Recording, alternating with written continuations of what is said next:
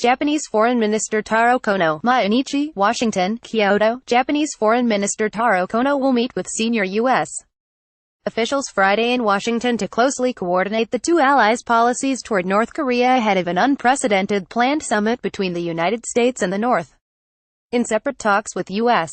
Defense Secretary Jim Mattis and Deputy Secretary of State John Sullivan, Kono will underscore that the two countries stand shoulder to shoulder in pushing for a complete, verifiable and irreversible denuclearization of the Korean Peninsula, according to a Japanese official.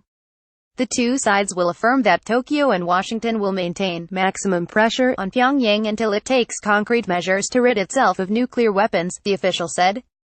Kono, who arrived in Washington on Thursday for a three-day visit, is also expected to seek the United States' cooperation in resolving North Korea's abduction of Japanese nationals in the 1970s and 1980s.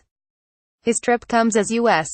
President Donald Trump agreed last week to meet with North Korean leader Kim Jong-un by the end of May in an effort to achieve permanent denuclearization of the peninsula. The first-ever U.S.-North Korea summit would follow an inter-Korean summit slated for late April at the truce village of Panmunjom. In early April, Japanese Prime Minister Shinzo Abe plans to visit Washington to ensure close coordination with Trump in addressing North Korea's nuclear and missile programs, as well as the abduction issue, a priority issue for Abe. The time and location of the Trump-Kim summit have yet to be determined, although neutral countries such as Sweden and Switzerland have been floated as possible hosts. The United States and North Korea have not signed a peace treaty concluding the 1950-53 Korean War. Signs of diplomatic opening have raised hopes for a breakthrough on the North Korean nuclear issue. Kim is reportedly committed to denuclearization, but doubts persist as to whether he is serious about giving up the North's nuclear weapons.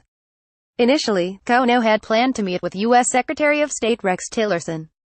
But given Trump's dismissal of Tillerson on Tuesday, Kono will hold talks with Sullivan, who is serving as acting secretary. On Saturday, the Japanese foreign minister will meet with his South Korean counterpart Kang Kyung-hwa in Washington to exchange views on the planned summit between South Korean President Moon Jae-in and Kim. Kang is on a three-day visit to the U.S. Capitol through Saturday, as well.